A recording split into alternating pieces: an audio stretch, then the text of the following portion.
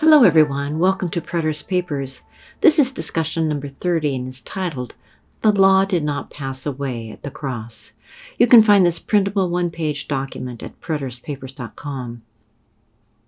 There's a lot of confusion as to when the Old Covenant law ended and the New Covenant began. We explored the concept of the overlapping 40 years of the Old and New Covenants in video number 7, and this extends that conversation. The 40-year transition from the Old to New Covenant was no accident. Jesus, as the second Moses, would lead his spiritual children out of sin slavery over this 40-year period. Daniel 9 prophesied events that were required to take place during this time. Unfortunately, this is a fact that goes unnoticed by so many Bible teachers who are still waiting for the book of Daniel to be fulfilled. The cross of Christ was, without a doubt, the essential and deciding moment regarding our salvation, but there were more prophecies, the fulfillment of which had to follow.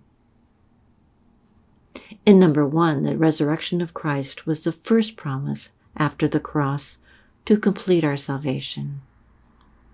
In number 2, the Old Testament prophets foretold the Spirit of God would be poured out on all flesh in the last days of the Old Covenant. Consider Joel 2 or Ezekiel 47, where the promised waters, symbolic of the Holy Spirit, first started flowing from the temple in a small stream and soon became an immense river, giving abundant life to all immersed in it.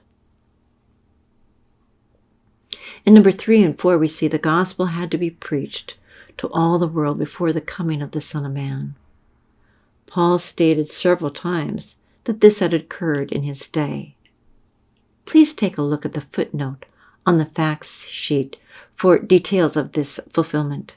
It's so amazing how Paul echoed the specific 5 words of Jesus to say that, yes, indeed, the gospel had gone out to all the nations in the first century.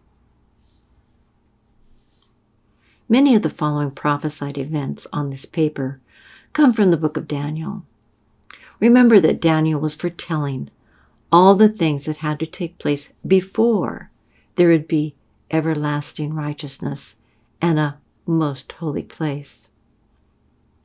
It is believers in Christ who are the most holy place. Peter said that believers are lively stones built into a spiritual house through Jesus Christ, our cornerstone. This holy place and everlasting righteousness were established in the first century. In Luke 21 and Matthew 24, Jesus referred to Daniel directly and referenced the coming Roman-Jewish war, indicating the hardships of that war would be the days of vengeance to fulfill all that was written. And that's Luke 21:22. We all need to sit up and take notice when we see Jesus' declaration that the events during the first century generation would fulfill all that was written. It's important that we base our understanding on Scripture and not creeds, commentaries, fallible men, or so-called church fathers who could be quite off base.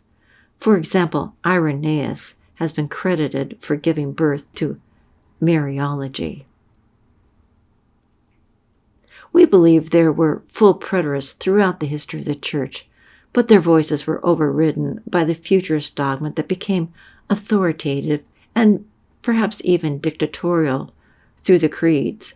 We see in our own day how easy it is for self-appointed authorities to exclude perfectly valid scriptural views in the name of orthodoxy.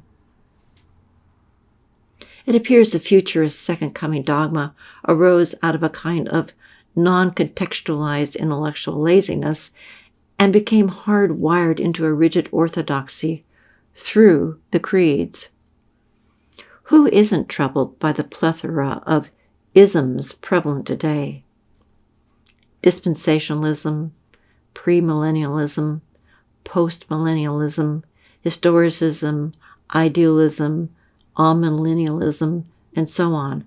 All these isms were manufactured in order to hang onto a future coming of Christ that simply does not fit with the Scriptures.